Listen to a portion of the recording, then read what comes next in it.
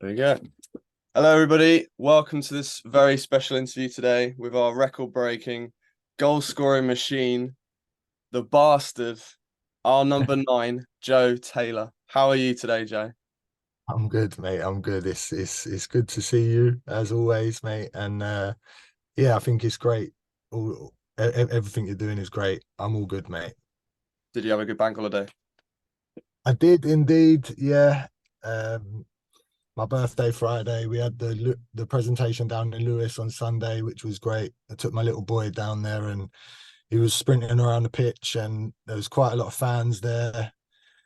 We had, must have been about 200 kids running around the pitch, and the girls game was really good, even though they didn't get the result. It was a good occasion, yeah. So the bank holiday was great. Lovely. And your birthday as well on the Friday as well. Did you have a good birthday? Yeah, yeah. As you get past 30, you don't really want birthdays, but yeah, it was good. It was really good, thank you. Yeah. Good stuff. How does it feel now the season's over as well? Obviously, quite a lot of Yeah, weeks of playing.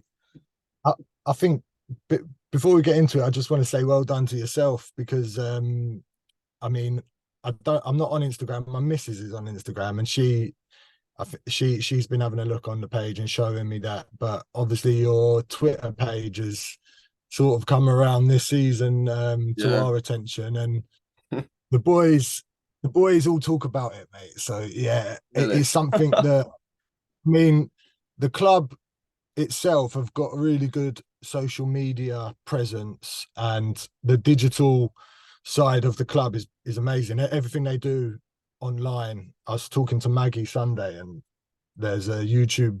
I'm laying in bed watching golf videos on YouTube, and the advert comes up, and it's Maggie talking for 3 minutes on there. It's Yeah. been over a million times. So, but yeah, Brilliant. what they do is great. But to have chat, pages like yours is brilliant, and the previews are really good. What you're doing, excellent, mate, and the match reports are quality. But the match day vlogs, they're Yeah. biblical. Yeah, they're really good, and Oh, that's great to hear. Honestly, we, like we that's we watch them together, mate, as players, and yeah, it's quality. oh, that's hilarious. Like it's so funny because like when I make them and edit them, like I don't really see the other side of it. Like I talk to my mates about it, and like on on the day, like I'll have the GoPro along with me, and they're all making jokes, and and it feels so unnatural for me for doing it. Like I always feel like question myself, like oh God, why am I doing this? Like I look like such a twat, and Don't like. be silly. But then, like, yeah, like when it comes after, like I've taken it to quite a few games. So I went to Carl Shorten away, and I took it, and didn't really get any good footage. And I think even Margate, like sometimes I'll just forget to Yeah, have it on, and so I'll for ages I was getting really frustrated that I wasn't getting any good clips. And then I went to Bognor, and yeah, I remember afterwards I kept like grabbing my mate saying, I've got this is the one, this is the one. that was the Back one. That over it. was the one. I think you did Cray as well, didn't you? Oh yeah, That that was was brilliant. good. That was That was really good. great. But Bogner's one, yeah, that was special. That one, that was a really Yeah, good one. yeah. I just always thought because the limbs that we get at Lewis, like, and just in football in general, to be fair, are, like probably some of the best feelings you can get in life. And I always wanted to capture it, but I wanted to capture it naturally so that I wasn't just. You get some YouTubers, some people on social media that have like a selfie stick or whatever whilst they're jumping around, and I just feel like it's not natural. Whereas on my chest, like Yeah. I forget that I'm wearing it sometimes, and it does blend quite well in. But Hey, I yeah, think I just think that is what you just said there about it being natural. It brings it to life, doesn't it? It's like for people that can't get to games or whatever, you're doing it. You've got a pint of beer on the train, and then you're showing the full journey. The boys getting into the ground, the goals going in, the celebrations. Yeah, yeah, it's natural. And, yeah, exactly. that's yeah, it's good. They're very good. So well done to you for how Thank much you. you've grown this. And Yeah, these interviews, like you said, you did one with Tom. And yeah, it's great, mate. It's only good for the club that you do this. So yeah, well done. Thank you for the support. It really means the world, especially coming from someone like you. So that really does mean the world. That's great. And yeah, it's always been the aim is to increase like the engagement for Lewes fans into the club, because me and all my mates, as you've seen, we would all be coming to these like away days and stuff, and all we kept thinking was like, yeah, we want people to join us, we want people to experience this, and Yeah. you know, just have an amazing time. And as I've seen from that first away day to Cray last season to Canby away, and especially, you know, you're looking at Margate, you're looking at Cray, you know, we're getting like 100 plus. And I think you can look at Margate last season, we got around 30, and this season it's over 100. And, you know, it's quite a trek as well for a lot of people. So I think it's just, you know, the style of football, the engagement, I think there's just a lot of positivity around the club at the moment. And yeah, it's really good to see. But yeah, thank you again for the support. But this isn't about me. This is about you.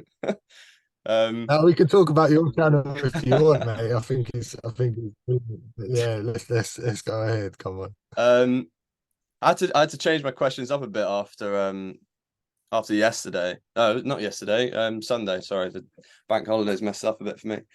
I was just going to ask you about how it felt, pretty much winning every single award, bar the Lewes Legend Award that I saw Pritchard got. But yeah, that must be a hell of a feeling to get everything.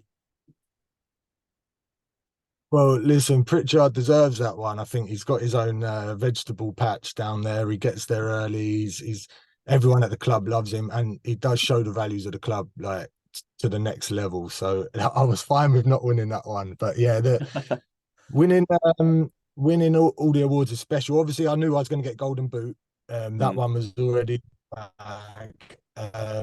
But the one you always want to win as a player, I think, is players player, because you get the recognition of your peers. So it was special to get that one because we've got some real talent in the squad. And mm, obviously, just because I've scored goals doesn't guarantee that that prize there. So I was happy with that one. And the boys have been great with me since I won it. And obviously, manager's player, Tony said when he gave out the award at the weekend, he said, Ayo, Alfie, he mentioned a few players, he said, and I was expecting it to go to one of them, but he said, when Joe's had the season that he's had, mm. I couldn't not give it to him, and it means a lot coming from him. I think I've won it once before when I've been with him, but that's one that's special. Well, they're all special. Owner's player is great, obviously, to get that recognition from all the owners. So yeah, it was special, mate. It's good, and I will look back on those. I put a tweet out yesterday. I think it's the most liked tweet I've ever put out was about the award with the pictures. So yeah, it's special, mate. That's how I Yeah, describe it. It's very yeah. I honestly, I think, yeah, it would have been hard to have not given you any of those awards the season that you've had. I genuinely think, you know, you're up there in my eyes of the sort of seasons that I've witnessed ever since the age of 6. You're up there with like the likes of, because I'm a QPR fan as well, so I've seen a lot of bad play, but the players that are consistently well always stick in your mind. So with your goal scoring form, it's up there with the likes of like Charlie Austin. That's probably pretty much it for QPR. But yeah, like it's such an incredible statistic that I think every Lewes fan will remember you for a very long time. I think that's pretty well. sure to say. Yeah, that's been put to me on Twitter by a few people about you know, people saying you've got legend status and things like that. It's so nice to hear. And yeah, my I've noticed when I'm not on Instagram, but Sophie, my partner's on there, and I had a look on your page on there, and my uncle follows Lewes, and he's actually a QPR fan as well. So Really? I've noticed him commenting on a lot of your stuff about QPR. He's called Oh yeah.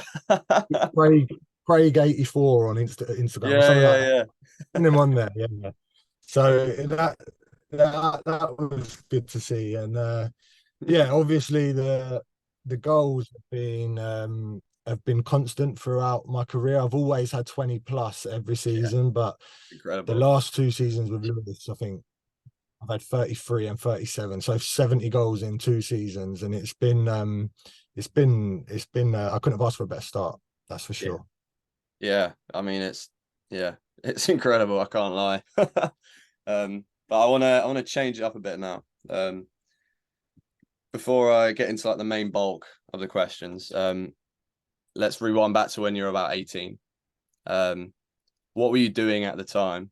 And did you vision yourself to be this successful a striker at this level across various teams as well? Not just Lewis. Um, yeah, um, I've everything I do, I want to be the best at it. Even if I'm playing Uno against my daughters at home, I want to win. And with football, that's been my mainstay throughout my life since I was 5. I've played 3, 4 times a week. I've always been successful in my youth football leading up to men's football. So yeah, I've always had it in me and always thought to myself, I'm going to be the best player like in this league. I'm going to be the best player in this team. I've always wanted to be successful and I've always wanted to improve and as play as high as I can. So I've always had that belief. And I think where was I when I was 18? So at 16 and 15, there was no under 23s football back then. It was reserve football before you got to men's. I played for Margate. I've lived in Margate my whole life. I played for Margate from when I was 5 to 17, and I did really well. I got into the reserve team at 15, which was big because not Mm, many youngsters got in then. And I yeah. won the league's top scorer in the top reserve division, that league.